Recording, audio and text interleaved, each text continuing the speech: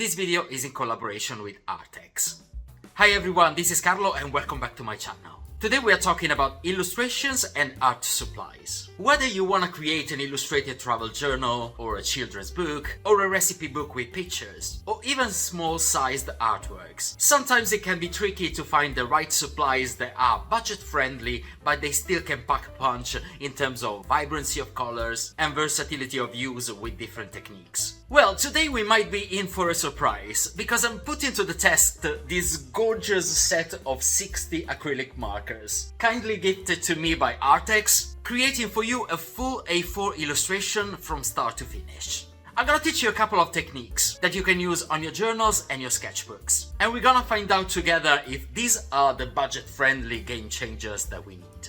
We're gonna start with unboxing this heavy and juicy box of goodies. I was super excited when the team at Arrtx reached out to collaborate on today's video. The company goal is essentially to make high-quality art materials accessible to everyone, from beginners to semi-pro to professionals. 60 colors is an incredible range for a single set. I can already see from this first layer how the colors are beautifully graded from white to red. The barrels feel sturdy and they are color-coded on the cap, which gives you a good idea of what the tone will look like. The box is organized in 4 tiers that I'm excited to uncover and to show you. Wow, look at this. We have these lovely earthy tones at the bottom and a very good range of blues. You know I have a soft spot for this color. There's a swatch of all the colors printed on the packaging, but we want to see these markers in action. So without further ado, I'm gonna prepare a sheet of paper to create a nice and vibrant illustration. I ran out of masking tape, so I'm using some washi tape to secure the paper and also to create a white border for my illustration. Before we start, I chose a small brush with short synthetic bristles like this one that I will use to blend my colors together. These specific markers are water-based acrylics. What does it mean for us creative journalers and illustrators? It means that they should have a high coverage of the page, so more opaque than watercolor, fast drying times, and the ability to layer colors one on top of the other without having to go from light to dark, like we have to with watercolor. I'm gonna create for you a seaside scene, showing how we can make the most of these 3 main features that I just mentioned. Starting with choosing a lovely warm orange color that I'm gonna shake. Always shake the barrel of your acrylic markers before you use them to be sure that the color is well mixed. What I want to do is cover in all my page with this tone.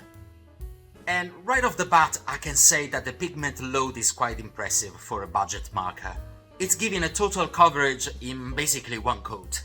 This orange undercoat that I'm applying is a little trick that painters use, to have as a starting point a warm tone instead of a stark white page. This will help you have a better idea of all the other values of the colors that you will use, and it will also warm up the whole illustration. In under a minute, this solid layer has dried. I'm now gonna choose the colors for my sea waves, a combination of light blues and aqua green tones. These 5 look really nice together, and of course I'm adding white, that will have a crucial role in adding movement to the water. I want to define where my waves are gonna be, and because acrylic markers have a high coverage, we can trace lines using one of the colors of the palette, like I'm doing here, knowing that the layers that I'm gonna apply later will cover them and they will not be visible anymore. That's why acrylic markers are great for studies and for loose illustrations, because they can be overlapped over and over. Now I'm taking the 2 darkest tones of my palette to start building up the seawater. With the blue tone I apply short brush strokes, almost like dots, on the paper. Then I fastly add green brush strokes, filling the gaps. And while the paint is still wet, with my brush I dab and blend these 2 colors together. We need to work relatively fast and in small portions during this first stage, because we have to fit the blending action in the reduced drying time of our markers. So this first stripe is where the sea is darker and deeper. Now we continue with brush strokes of our darker green, to which we add a lighter aqua green and a bit of baby blue as well. When we go and blend this portion, we make sure we overlap the blending with the previous stripe as well, to make the gradient look more fluid. And we continue, applying brush strokes and blending. Look at this, I'm loving it!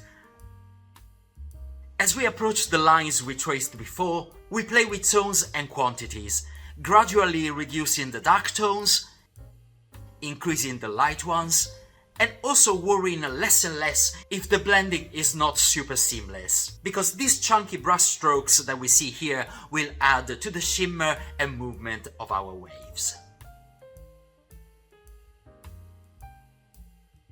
It's time to introduce white where the wave is crashing.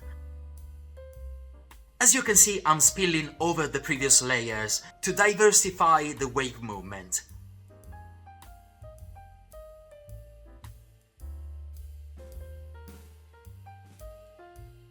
I'm gonna blend this layer with my paintbrush and make a second application of white strokes, this time playing with the beautiful nib of these markers, which allows you to make smaller dots and details because of its solid brush shape. I'm not gonna blend this final layer, and I'm very satisfied with how the wave looks. What do you think? We're gonna make it even more shimmery and vibrant later. But what is important is that we saw that acrylic markers behave exactly like acrylic paint on the paper, so we can use their blending ability for our illustrations. Although they have a very high coverage, their opacity is not 100%, especially when we use intermediate or lighter colors. But once again, we can use this property in our favor. Let me show you how. Now that the seawater of our illustration is just a thin layer on the shore, we want to gradually fade the blue to a sandy color. I've applied light aqua green and some pink shade brush strokes. Then I'm gonna blend with my brush, leaving a bit of the orange on the coat visible. I'm adding more pink and blending. And now with the white marker, I'm dotting the line to create a very thin foam. You can see that this layer is purposely less opaque and has less coverage than the upper part of our illustration. So we successfully used the reduced opacity of the markers to create a semi-transparent layer, where the water meets the shore. A bit more dots to make it shimmer, and a bit of blending. It's time to create the beach scenery, another very fun part. For the sand, I chose a few shades of light orange and pink. And I want to continue this dotted style, because I think it adds a very entertaining vibe to the image. I'm not going to blend with a brush this time, because I want to suggest the granular texture of the sand. I've also added a light brown tone, as you can see, and where I want the sand to be wet from the seawater, I've used a more vibrant orange. With pink, I add dots sparingly to suggest small portions of light. Now, to populate this strip of sand, I'm using a coin and a pencil to add the round shapes where I want my beach umbrellas to be. I made 5 of them, a bit staggered. Now, with the white acrylic marker, I'm gonna apply a uniform first coat. I have to say, for a white marker, it has a pretty good coverage on colored surface. Still not 100% opacity like a Posca marker can give you, but a very good one. And you can always apply a second coat once this has dried, if you wanna reach a total coverage. Now, while this dries, I'm gonna have fun with my other colors, adding beach towels and other shapes, to make the beach lively and fun. I'm in love with the range of tones included in this set. Our beach umbrellas need a pop of color, so with this deep red I'm gonna give them these sliced patterns that give instant 80s feel. You know how much I love the 80s. A little dot in the middle. And now, to suggest the height of the beach umbrellas, we're gonna project a little shade on one side of them with a light brown marker.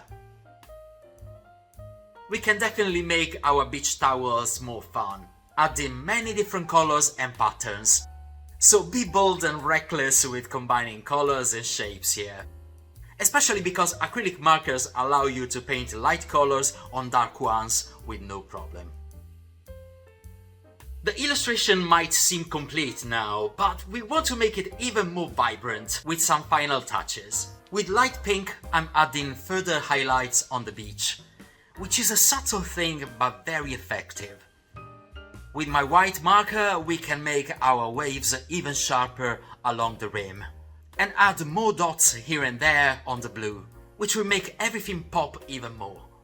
Now, my personal suggestion that comes from color theory is to also add sparingly dots of bright purple on the sea surface. Then some dots of darker blue, without exaggerating. This will give a bit of depth. And as a wild card, lime green. Shaking it well, still applying it in dots. Lime green will give your seawater a fluorescent, super vibrant look. Some final details with a white gel pen that is always featured in my illustrations. And here we go! We can peel away the masking tape because our illustration is now complete. Honestly, I am thoroughly impressed with these ARRTX acrylic markers. For a set of 60 pieces at this price point, the performance has been fantastic. The coverage and the paint flow are definitely the star qualities here. Even if it's not 100% opaque, it's definitely something we can work with and can even be a strength that we can use creatively, as you could see. They can make illustrated journaling and art journaling so much faster because you aren't constantly waiting for layers to dry. And the shade of colors in this 60 pack is beautifully assorted, so yeah, I can't wait to use these markers on more and more projects. A huge thank you goes once again to Arrtx for sending this over for us to play with. If you're looking to upgrade your stationery kit without spending a fortune, I'm gonna leave all the links to buy these great markers in the video description. If you enjoyed all these illustration tips and tricks, feel free to like, comment, share, subscribe, and hype this video to make it reach a bigger audience. This was me, Carlo, and until the next video, take care, be kind, and I'll see you soon.